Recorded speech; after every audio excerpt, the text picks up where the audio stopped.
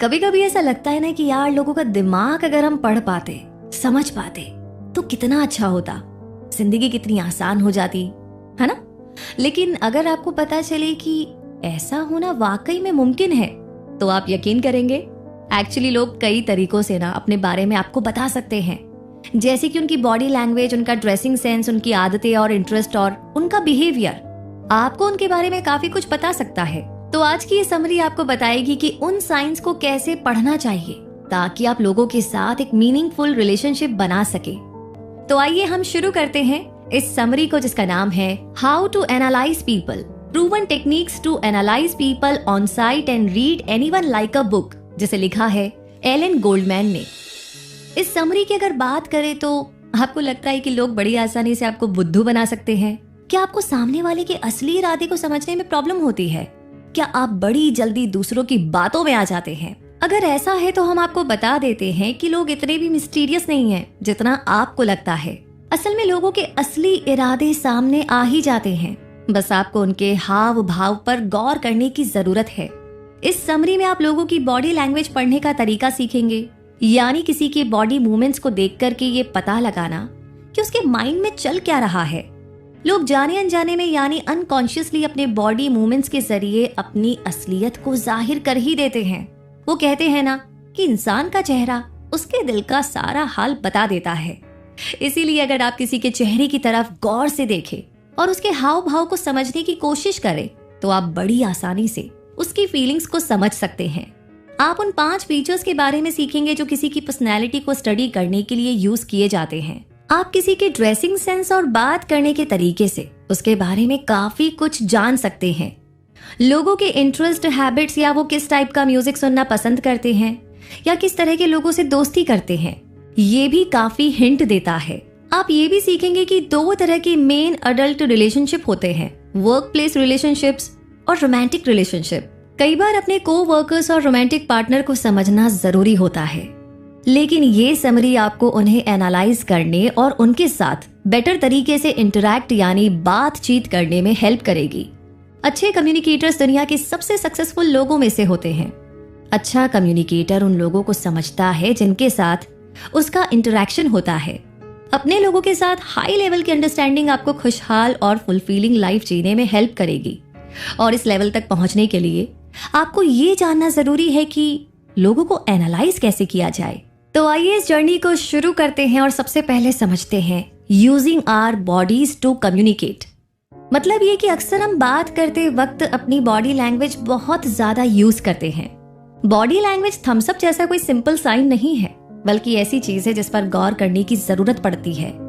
यानी facial expression या posture communication का सिर्फ 7% ही वर्बल यानी बोलकर होता है, बाकी 55% कम्युनिकेशन हम बॉडी लैंग्वेज की हेल्प से करते हैं। अब बात अगर लोगों को एनालाइज करने की हो तो बॉडी लैंग्वेज समझना एक इम्पॉर्टेंट स्किल है जो आपके लिए काफी फायदेमंद साबित होगी, खासकर जब आप किसी से पहली बार मिल रहे हैं। तो उनकी बॉडी लैंग्वेज आपको बता सकती है कि वो भरोसे के लायक है या नहीं। जिन्हें आप पहले से जानते हैं उनकी बॉडी लैंग्वेज से भी आपको काफी कुछ पता चल सकता है कि वो क्या सोच रहे हैं या फिर क्या फील कर रहे हैं। जैसे कि अगर आपका कोई दोस्त नर्वस है तो आप उसकी बॉडी लैंग्वेज ऑब्जर्व करके इस बात का पता लगा सकते हैं। चाहे वो आपसे अपनी प्रॉब्लम शेयर ना करे, पर आप उन्हें हेल्प ऑफर कर सकते हैं। तो जब भी हम किसी से कम्युनिकेट करते हैं तो हमारी बॉडी के कई पार्ट इसमें शामिल होते हैं। इनमें से सबसे इजी है अपर बॉडी यानी शरीर के ऊपरी हिस्से को समझना। हमारी अपर बॉडी में सारे इंपॉर्टेंट ऑर्गन्स होते हैं, जैसे हार्ट और लंग्स। हमारी अपर बॉडी कुछ इस तरीके से बिहेव करती है कि ये ऑर्गन्स सुरक्षित रहे। खासकर डेटिंग करते समय अपर बॉडी एनालिसिस बहुत ही यूजफुल होता है। अगर आपके डेट ने अपना चेस्ट आपकी तरफ किया हुआ है तो यानी वो सेफ फील कर रही है और उसे आप पर भरोसा है। चेस्ट को दूसरी तरफ करना यानी डिस्कम्फर्ट फील करना, यानी सामने वाला खुद को और अपने दिल को आपसे छुपाने की कोशिश कर रहा है। नेक्स्ट बॉडी पार्ट है हैंड्स यानी कि हाथ। लोग अक्सर बात करते समय हाथों का बहुत इस्तेमाल करते हैं। जो लोग ज्यादा हैंड जेस्चर यानी इशारों को यूज करते हैं वो कॉन्फिडेंट और एनर्जेटिक होते हैं। हालांकि सिर्फ हैंड जेस्चर्स की बेसिस पर आप किसी को पूरे तरीके से नहीं समझ सकते, इसलिए आपको बहुत ही ध्यान से एनालाइज करना पड़ेगा। एनर्जेटिक लोग नए या अनजानी सिचुएशंस में low energy hand gestures use करते हैं, इसलिए हैंड जेस्चर्स को हमेशा बाकी बॉडी के दूसरे पार्ट के साथ कंबाइन करके देखना चाहिए। हमारे हाथ विजिटिंग यानी हाथों को हिलाते डुलाते रहना के जरिए काफी साफ साफ कम्युनिकेट करते हैं, और ऐसा तब होता है जब लोग बेचैनी से हाथ और बाजू हिलाते रहते हैं। बार बार चेहरे पर हाथ फिराना, टेबल पर उंगलियां बजाना, ये सब विजिटिंग के साइन है, जिससे पता चलता है कि सामने वाला अनकंफर्टेबल है या नर्वस है या फिर बोर हो रहा है। इसी तरह पैरों से भी काफी कुछ पता चल सकता है। असल में बॉडी लैंग्वेज ऑब्जर्व करते समय इन बॉडी पार्ट्स की तरफ हमारा ध्यान कम ही जाता है। लोग खुद को कंट्रोल करने के लिए हाथों और चेहरे का इस्तेमाल तो कर लेते हैं, पर पैरों को भूल जाते हैं, इसलिए पैर अक्सर सच्चाई बयान कर देते हैं। तो किसी को ऑब्जर्व करते समय उनके पैरों पर भी ध्यान दीजिए। उनके पैर कहां पर पॉइंट कर रहे हैं। अगर आपकी तरफ पॉइंट कर रहे हैं तो ये मान लीजिए कि उन्हें आपका साथ पसंद है, लेकिन अगर उनके पैर आपकी तरफ पॉइंटेड नहीं है तो यानी वो आपके साथ कंफर्टेबल नहीं है। इसका सीधा सा मतलब है कि सामने वाला जल्द से जल्द आपसे पीछा छुड़ाना चाहता है। तो पैरों की पोजीशन कॉन्फिडेंस के बारे में बताती है। पैरों को एकदम चिपका कर बैठने का मतलब है कि आप इनसिक्योर और नर्वस है। कुछ लोगों को पैरों को फैलाकर और ज्यादा जगह घेर कर बैठने की आदत होती है। ऐसे लोग ऑथोरेटिव और कॉन्फिडेंट नेचर के होते हैं। हालांकि ये ऑब्जर्वेशन हमेशा 100% एक्यूरेट नहीं होते, क्योंकि लड़कियां स्कर्ट और ड्रेसेस में पैरों को चिपकाकर बैठती है तो इसका ये मतलब नहीं है कि वो इनसिक्योर है। हमारी बॉडी का सबसे एक्सप्रेसिव पार्ट होता है हमारा फेस, यानी कि हमारा चेहरा।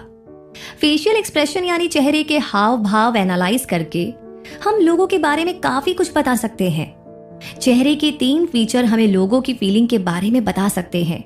ये है आईब्रोज यानी भौहें, आंखें और मुंह। आईब्रो कभी झूठ नहीं बोलते। आमतौर पर लोग अपने इमोशंस छुपाने के लिए आईब्रोज को नीचा कर लेते हैं। नीचे आईब्रोज करने का मतलब कभी कभी गहरा कंसंट्रेशन भी होता है। तो इंसान के चेहरे पर सबसे ज्यादा एक्सप्रेसिव होती है उसकी आंखें। लोग आपस में बातें करते समय एक दूसरे की आंखों में देखते हैं। कहते हैं कि आंखें दिल का आईना होती है। अगर कोई हमें 100 फीट की दूरी से भी देख रहा हो तो हमें पता लग सकता है। अक्सर झूठ बोलने वाले लोग आंखें चुराकर बात करते हैं, लेकिन इसे धोखा मत खाना, क्योंकि प्रोफेशनल झूठे सीधा आपकी आंखों में देखकर बात करते हैं। कई बार एग्रेसिव आई कांटेक्ट भी दिखाई देता है कि सामने वाला झूठ बोल रहा है। वैसे खुशी एक ऐसा इमोशन है जिसका पता आंखों से ही चल जाता है। एक सच्ची स्माइल आपकी आंखों के आसपास की मसल्स को टाइट कर देती है, जिससे आंखों के कोनों में रिंकल्स यानी सलवटें आ जाती है।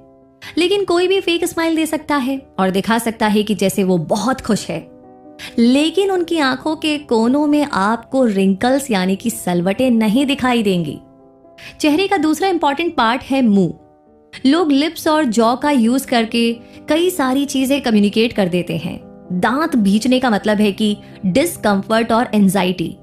अगर सामने वाला होठों को बाइट कर रहा हो तो समझ जाइए कि वो गहरी सोच में डूबा है। ये एक और साइन हो सकता है कि वो चुप रहने की कोशिश कर रहे हों। बंद होंठ और जॉ यानी जबड़ों को भींचना गुस्से का साइन होता है।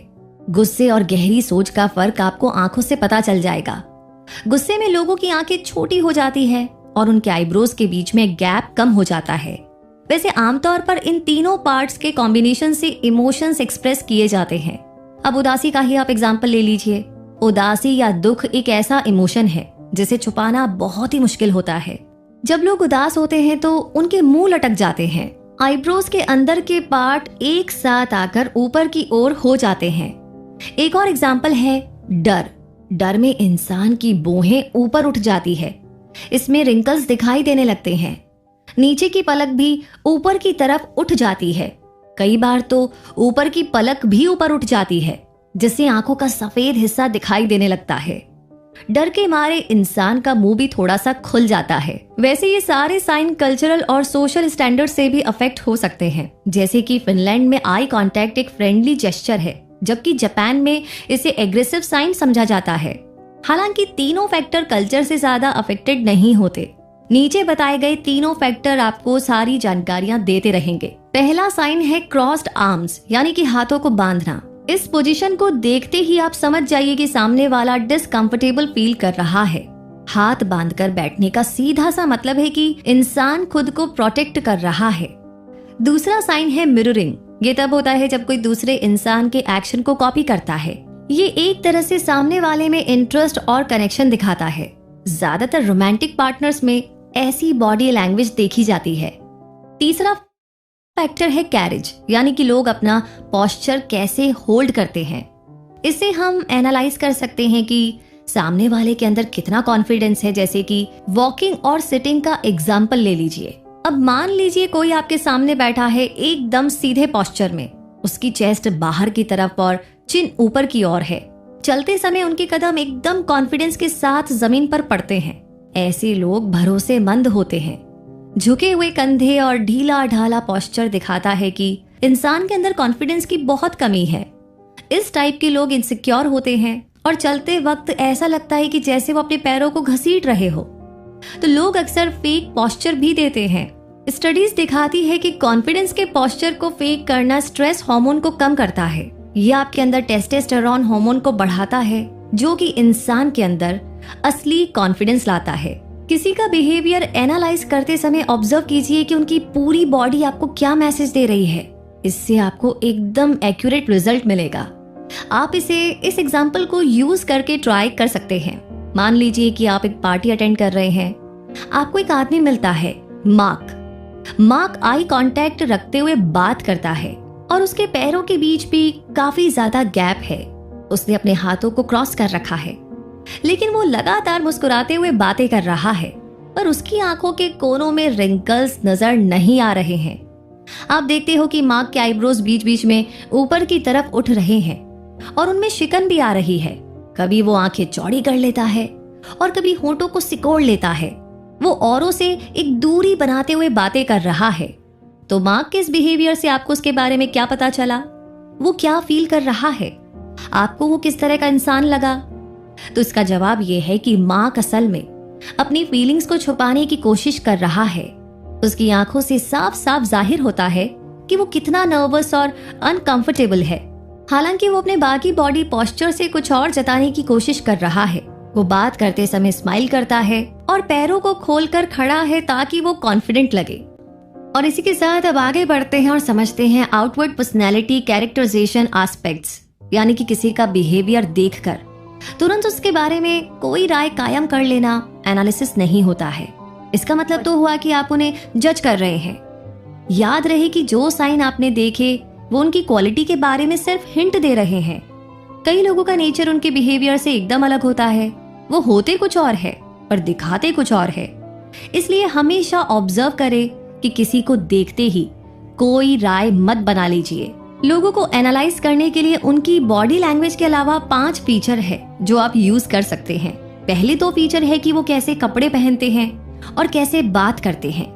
ड्रेसिंग सेंस और फैशन स्टाइल को ऑब्जर्व करना हमेशा ज्यादा भरोसेमंद नहीं होता। आमतौर पर वेल ड्रेस्ड लोगों में हाई लेवल का कॉन्फिडेंस नजर आता है। जो लोग ढीले ढाले और पुराने कपड़े पहनते हैं उनमें सेल्फ एस्टीम की कमी पाई जाती है। हालांकि इसका ऑपोजिट भी हो सकता है। जैसे एग्जाम्पल के लिए रेचल और कायरन को ही आप ले लीजिए। दोनों एक लॉ फर्म में कलीग्स हैं। रेचल हमेशा वेल ड्रेस्ड रहती है। उसे टाइट फिटिंग नए और फैशनेबल कपड़े पहनना पसंद है, जबकि कायरन ढीले ढाले पुराने सूट पहनता है।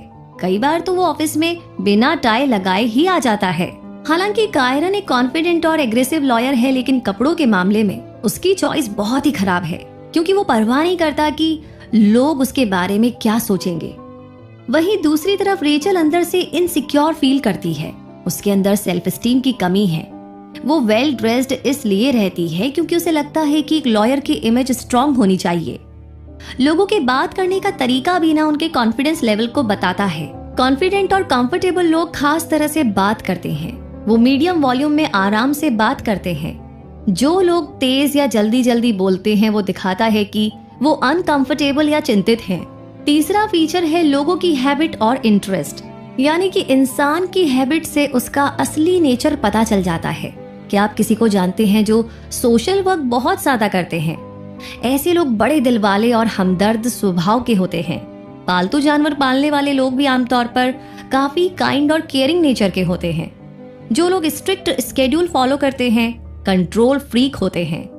एक और आदत जो आपको गौर करनी चाहिए वो है सोशल मीडिया प्रेजेंस। लोग अक्सर अपनी ओपिनियन ऑनलाइन पोस्ट करते हैं, लेकिन जो लोग सोशल मीडिया ज्यादा यूज करते हैं उनके अंदर आमतौर पर सेल्फ कॉन्फिडेंस की कमी होती है। ऐसे लोग ह्यूमन कांटेक्ट के लिए डेस्परेट होते हैं। लास्ट के 2 फीचर है कि वो किस तरह का म्यूजिक सुनते हैं और किस तरह के लोग उनके दोस्त हैं। जैसे कि हैरियट वार्ड यूनिवर्सिटी ने एक बार एक स्टडी की थी जिसमें 36,000 लोग शामिल थे। रिसर्चर्स ये पता करने की कोशिश कर रहे थे कि लोगों की पर्सनैलिटी और उनके म्यूजिक के टेस्ट के बीच में क्या लिंक है। उन्हें पता चला कि रॉक और रैप म्यूजिक को एग्रेशन से जोड़कर देखना गलतफहमी है। रॉक और हैवी मेटल पसंद करने वाले लोग काफी इंट्रोवर्ट होते हैं। वो लोग बहुत ही जेंटल और क्रिएटिव भी थे। रैप और हिप हॉप सुनने वाले लोग एक्सट्रोवर्ट नेचर के थे और इन लोगों का सेल्फ एस्टीम लेवल भी काफी हाई पाया गया। पॉप म्यूजिक पसंद करने वाले ज्यादातर लोग बाकियों के मुकाबले ज्यादा ईमानदार और एक्सट्रोवर्ट नेचर के थे। हालांकि इनके अंदर क्रिएटिव लेवल थोड़ा कम था। तो कंट्री या क्लासिकल म्यूजिक सुनने वाले इमोशनली काफी स्टेबल पाए गए। इसके अलावा आप लोगों के दोस्तों से भी उनके बारे में काफी कुछ समझ सकते हैं। लोगों की फ्रेंड्स बनाने के कई रीजन हो सकते हैं। इनमें से एक कारण है रेसिप्रोकल अल्ट्रुइज्म, यानी कि लोगों को जो नेचर और क्वालिटी पसंद है वो वैसे ही लोगों से दोस्ती करना पसंद करते हैं।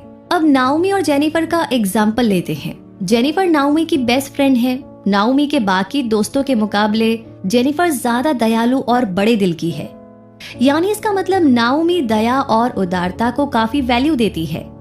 लोग अपने जैसे लोगों को ही दोस्त बनाना पसंद करते हैं। क्लोज फ्रेंड्स अक्सर सेम हॉबीज और इंटरेस्ट शेयर करते हैं। लोग उन्हीं के साथ कंफर्टेबल फील करते हैं जिनके ओपिनियन उनसे मिलते जुलते हैं। इसका मतलब है कि दोस्त आपस में सेम वैल्यूज और मोरल्स को शेयर करते हैं। और इसी के साथ अब आगे समझते हैं evaluating individuals in the work place. Adults अपनी लाइफ का करीब 30% से भी ज्यादा टाइम ऑफिस में बिताते हैं। इसी वजह से हम अक्सर अपने कलीग्स के साथ एक गहरा रिश्ता डेवलप कर लेते हैं। एक तरह से कहे तो वो हमारी सेकंड फैमिली बन जाते हैं। इसलिए ये जरूरी हो जाता है कि हमें अपने कलीग्स के बारे में अच्छे से पता हो। तो पहला इंसान जिसे आपको समझना है वो है आपका बॉस। अपने बॉस की हैबिट्स को समझना आपको उनके साथ अच्छा रिलेशनशिप मेंटेन करने में हेल्प करेगा। इससे आप और भी ज्यादा इफेक्टिव और बेहतर माहौल में काम कर पाएंगे। और ये मौका आपको इंटरव्यू के दौरान मिल सकता है जब आप अपने बॉस को अच्छे से एनालाइज कर सकते हैं। आप तभी डिसाइड कर सकते हैं कि आपको उनके साथ काम करना है या नहीं। आप उनसे कुछ सवाल जवाब भी कर सकते हैं ताकि उन्हें और अच्छे से समझा जा सके। अगर इंटरव्यूअर अच्छी तरह से तैयार है तो इसका मतलब आपका बॉस काफी ऑर्गेनाइज्ड टाइप का इंसान है। यानी वो हर काम को एफिशिएंटली पूरा करने पर ज्यादा फोकस करेगा। हालांकि ऐसे बॉस ज्यादा हेल्पफुल टाइप के नहीं होते हैं, बल्कि डेडलाइन को लेकर के काफी स्ट्रिक्ट रहते हैं। क्रिस्टन एक नए जॉब के लिए अप्लाई कर रही थी। उसका अपने टीम लीडर जॉन के साथ इंटरव्यू हुआ। इंटरव्यू लेते समय जॉन बड़े ध्यान से क्रिस्टन के जवाब सुन रहा था। जब क्रिस्टन ने उससे कुछ सवाल किए तो जॉन ने काफी सीरियसली जवाब दिए। जॉन ने जल्दबाजी में कुछ नहीं कहा, बल्कि एक एक सवाल का जवाब काफी सोच विचार कर दिया। तो जो बॉस इस तरह से बिहेव करते हैं, अपने जूनियर्स के साथ काफी इन्वॉल्व रहते हैं, तो इसका मतलब है कि ये लोग अपनी टीम के साथ मिलजुल करके काम करने में यकीन रखते हैं। जब जॉन अपनी टीम के बारे में बात करता है तो बताता है कि उसकी टीम के मेंबर कितने स्किलफुल है। उसे सबकी एबिलिटीज के बारे में पता होता है। इन सब बातों से क्रिस्टन को यकीन हो गया है कि इस जॉब में जॉन के अंडर काम करते हुए से कोई प्रॉब्लम नहीं होगी। वो हमेशा उसके प्रति रिस्पेक्टफुल रहेगा और उसके काम को अप्रिशिएट करेगा। तो जिस तरह से एक बॉस अपनी टीम के बारे में बात करता है, उससे साफ पता चलता है कि वो किस तरह का इंसान है। लेकिन अगर कोई बॉस अपनी टीम को लेकर के कुछ नेगेटिव बोले तो इसका मतलब है कि उनका कैरेक्टर बुरा है। ऐसे बॉस के साथ कोई भी काम करना पसंद नहीं करेगा। जब आपको कोई जॉब मिलती है तो आपको अपने बॉस की उम्मीदों पर खरा उतरना होता है। इसके लिए आपको ये पता करना होगा कि आपके बॉस को क्या मोटिवेट करता है, पावर, एफिलिएशन या अचीवमेंट। तो पावर से मोटिवेट होने वाले बॉस सबको कंट्रोल में रखना पसंद करते हैं। वो हर काम अपनी शर्तों पर करवाना पसंद करते हैं। ऐसे बॉस को खुश करने के लिए आपको एग्जैक्टली वही करना होगा जो वो चाहते हैं। जो बॉस एफिलिएशन से मोटिवेट होते हैं वो रिलेशनशिप पर ज्यादा फोकस करते हैं। वो टैलेंटेड एम्प्लॉयज के बजाय उनको रिवॉर्ड देना पसंद करते हैं जो उनकी हाँ में हाँ मिलाए। यानी आपकी जॉब इस बात पर डिपेंड करती है कि आप अपने बॉस की हाँ में हाँ मिलाएं, और ऐसे बॉस के साथ काम करने के लिए हाई इमोशनल इंटेलिजेंस होना चाहिए। अचीवमेंट पसंद करने वाले बॉस बेहद कॉम्पिटिटिव होते हैं, उन्हें किसी भी कीमत पर हारना पसंद नहीं होता। इस टाइप के बॉस आपके हर काम में दखल देंगे, और अगर इन्हें तुरंत जानकारी ना मिले तो ये काफी चिढ़ जाते हैं। तो अपने बॉस के बाद बारी आती है अपने को वर्कर्स को एनालाइज करने की। ये वो लोग हैं जिनके साथ आपका रोज वास्ता पड़ता है, इसलिए अपना काम ठीक से करने के लिए और एक स्ट्रेस फ्री माहौल में काम करने के लिए आपको उनके साथ अच्छा रिलेशनशिप बना करके चलना होगा। पहला स्टेप आता है कि ये पता करना कि आपके कलीग्स आपको पॉजिटिव तरीके से देखते हैं या नहीं। आपके ऑफिस में जाते समय क्या वो आपको देख करके स्माइल करते हैं और हेलो बोलते हैं? अगर ऐसा है तो वो आपकी रिस्पेक्ट भी करते हैं और आपको लाइक भी करते हैं। आप इस ऑर्गेनाइजेशन में रहते हुए जरूर से सक्सेसफुल होंगे। अगर वर्क प्लेस में कोई आपको पूछता नहीं है तो ये एक प्रॉब्लम है। इसका मतलब है कि आपके को वर्कर्स आपकी रिस्पेक्ट नहीं करते। आप अपना बिहेवियर चेक कीजिए और पता लगाइए कि क्या रीजन है जो लोग आपको पसंद नहीं करते। शायद आपका एटीट्यूड कुछ ज्यादा ही नेगेटिव है, या शायद आप बहुत ही बोलते हैं। अगर आपने अपनी बुरी आदतों को चेंज नहीं किया तो आप कभी भी सक्सेसफुल नहीं हो पाएंगे। कई बार ये पहचानना मुश्किल होता है कि आपको वर्क प्लेस में नजरअंदाज किया जा रहा है। वो इसलिए क्योंकि वर्क प्लेस के रिलेशन पर्सनल या प्रोफेशनल हो सकते हैं, लेकिन प्रोफेशनल होने का ये मतलब नहीं है कि आपको इग्नोर किया जाए। क्या आपके कलीग्स आपके जोक्स शेयर करते हैं या आपको गेट टुगेदर के लिए इनवाइट करते हैं? अगर जवाब ना है तो इसका मतलब है कि वो आपको पसंद नहीं करते। अक्सर ऑफिस में ग्रुप बन जाते हैं, एक ग्रुप के लोगों के इंटरेस्ट भी सेम होते हैं। ये ग्रुप्स वर्क प्लेस में गलत चीजों को रोकने में काम आ सकते हैं, हालांकि इसका नुकसान भी है। कई बार एक ग्रुप के लोग बाकी एम्प्लॉयज को बुली करना शुरू कर देते हैं। तो वर्क प्लेस पर हमें किस तरीके से लोगों को पहचानना है, ऑब्जर्व करना है, ये जानने के बाद अब हम जानते हैं असेसिंग रोमांटिक लिंक्स, यानी कि हम सबके लाइफ में कभी ना कोई रोमांटिक पार्टनर जरूर आता है। इसलिए अपने लिए राइट पार्टनर ढूंढना जरूरी हो जाता है, वरना जिंदगी भर हमें उसका खामियाजा भुगतना पड़ सकता है। तो अपने पार्टनर को एनालाइज करके आप पता कर सकते हैं कि वो आपके लिए सही पार्टनर साबित होगा या नहीं। रोमांस के शुरुआती दिन बड़े ही एक्साइटिंग लगते हैं। उस टाइम हमें शायद अपने पार्टनर की कमियां नजर ना आए, क्योंकि हमारा सारा ध्यान उनके प्रति अपनी फीलिंग्स पर होता है। लेकिन यही शुरुआती दिन उन्हें जानने और समझने के लिए बेस्ट होते हैं। आपकी शुरुआत डेट आपको काफी इंफॉर्मेशन दे सकती है। डेट के बाद खुद से ये सवाल पूछिए, अपने पार्टनर के साथ बातें करना आपके लिए कितना इजी था? अगर सारा समय सिर्फ आप ही बोलते रहे तो शायद ये इंसान आपका राइट पार्टनर नहीं हो सकता। उनकी बॉडी लैंग्वेज कैसी थी? वो आपकी तरफ देखते हुए बात कर रहे थे या फिर कहीं और देख रहे थे? अगर आपकी डेट की बॉडी आपकी तरफ थी, इसका मतलब वो आपको पसंद करते हैं। एक अच्छे फर्स्ट डेट के बाद आप अपने पार्टनर का कैरेक्टर इवैल्यूएट कर सकते हैं। 1 या 2 रात किसी के साथ एंजॉय करना बड़ा अच्छा लगता है, लेकिन कुछ लोगों में पेशेंस की कमी होती है और वो लंबे समय तक रिश्ते निभाने की बात को समझ ही नहीं पाते हैं। आपके पार्टनर का दूसरों को ट्रीट करने का तरीका बता देगा कि वो फ्यूचर में आपको कैसे ट्रीट करेंगे। जैसे कि अगर वो अपने दोस्त और फैमिली को इम्पोर्टेंस देते हैं तो आपको भी उतनी ही इम्पोर्टेंस देंगे। अपने से नीचे पोजीशन वालों को आपका पार्टनर कैसे ट्रीट करता है, गौर कीजिए कि रेस्टोरेंट में वेटर के साथ उनका बिहेवियर कैसा था। अगर अच्छा नहीं था तो ये इंसान फ्यूचर में आपकी भी वैल्यू नहीं करेगा। स्ट्रेस अक्सर इंसान की असलियत को बाहर ले आता है। ऑब्जर्व कीजिए कि आपका पार्टनर चैलेंज को कैसे फेस करता है। जो लोग प्रेशर में भी शांत रहते हैं, ये उनकी अच्छी क्वालिटी मानी जाती है। रिश्तों में चैलेंजेस आना बहुत ही नॉर्मल है। ऐसे में एक अच्छे पार्टनर के अंदर अपने इमोशंस को हैंडल करने की काबिलियत होनी चाहिए। एक और कीमती साइन है जो अपने पार्टनर का बिहेवियर आपको बता सकता है, और वो है उनका अपने गुस्से को कंट्रोल करने का तरीका। क्या गुस्से में आकर के वो तोड़फोड़ करने लगते हैं? क्या वो अपना गुस्सा दूसरों पर निकालते हैं? क्या आपके पार्टनर को जल्दी ही गुस्सा आ जाता है? वेल, अगर ऐसा है तो आपके पार्टनर को हेल्दी तरीके से अपने गुस्से को मैनेज करना नहीं आता है। ऐसा पार्टनर फ्यूचर में अब्यूसिव बिहेव कर सकता है। जलन की भावना एक और साइन है जो आपको ऑब्जर्व करनी चाहिए। यहाँ हम पेज और ओवन का एग्जाम्पल लेंगे। अपनी डेटिंग के शुरुआती दिनों में ओवन पेज को लेकर के बहुत पजेसिव था। वो चाहता था कि पेज सारा समय बस उसी के साथ रहे। शुरू में तो पेज को भी ओवन का ये नेचर काफी स्वीट लगा, लेकिन धीरे धीरे मामला कंट्रोल से बाहर होने लगा। ओवन पेज पर कड़ी नजर रखने लगा, जैसे कि वो किससे बात करती है, क्या बात करती है। वो पेज को 1 मिनट के लिए भी अकेला नहीं छोड़ना चाहता था। अब एक तरह से बोले तो ओवन पेज की लाइफ को कंट्रोल करने की कोशिश कर रहा था। नॉर्मली कपल्स के बीच में जेलसी और पॉजिटिवनेस होना बहुत ही कॉमन बात है, पर ओवन इस मामले में हद से ज्यादा जेलस था।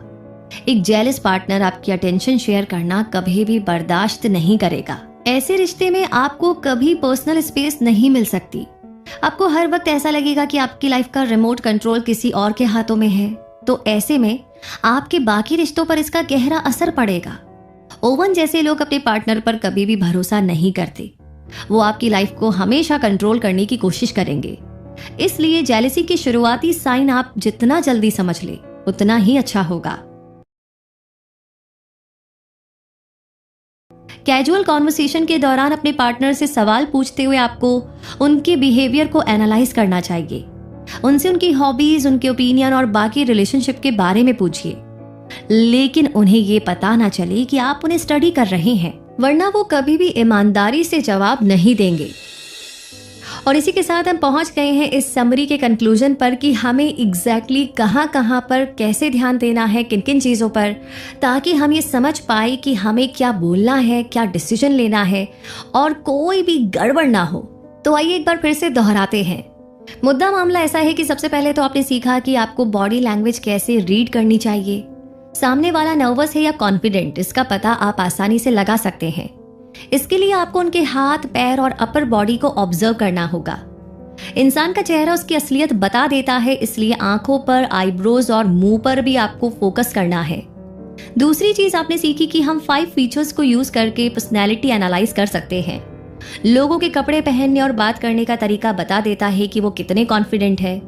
लोगों की म्यूजिक की चॉइस, हैबिट्स और इंटरेस्ट भी उनकी पर्सनैलिटी के बारे में काफी कुछ बता सकते हैं। इंसान के दोस्त कैसे हैं उससे भी काफी कुछ पता लग सकता है। तीसरी चीज आपने सीखी कि वर्क प्लेस में लोगों को कैसे इवैल्यूएट किया जाए। आप इंटरव्यू के मीडियम से अपने बॉस को एनालाइज कर सकते हैं। इंटरव्यू के बाद आप पता लगा सकते हैं कि उन्हें क्या मोटिवेट करता है। आपके को-वर्कर्स आपको कैसे ट्रीट करते हैं, उसके बेसिस पर आप उन्हें एनालाइज कर सकते हैं। और फाइनली आपने सीखा कि रोमांटिक पार्टनर्स को कैसे एनालाइज करना चाहिए। अब आप डेट के दौरान अपने पार्टनर के बिहेवियर को समझ सकते हैं। आप पता लगा सकते हैं कि आपका पार्टनर स्ट्रेस्ड है या गुस्से में है, जिससे आप उनका असली नेचर समझ पाएंगे और अपने रिलेशन का फ्यूचर डिसाइड कर पाएंगे। इंसान एक सोशल एनिमल है, वो अकेले सरवाइव कर ही नहीं सकता, लेकिन कई बार एक दूसरे को समझ पाना बड़ा मुश्किल हो जाता है। गलतफहमी आपके और आपके पार्टनर या आपके को-वर्कर्स के साथ आपके रिश्तों में दरार डाल सकती है, लेकिन आप एक खुशहाल और भरपूर जिंदगी जी सकते हैं।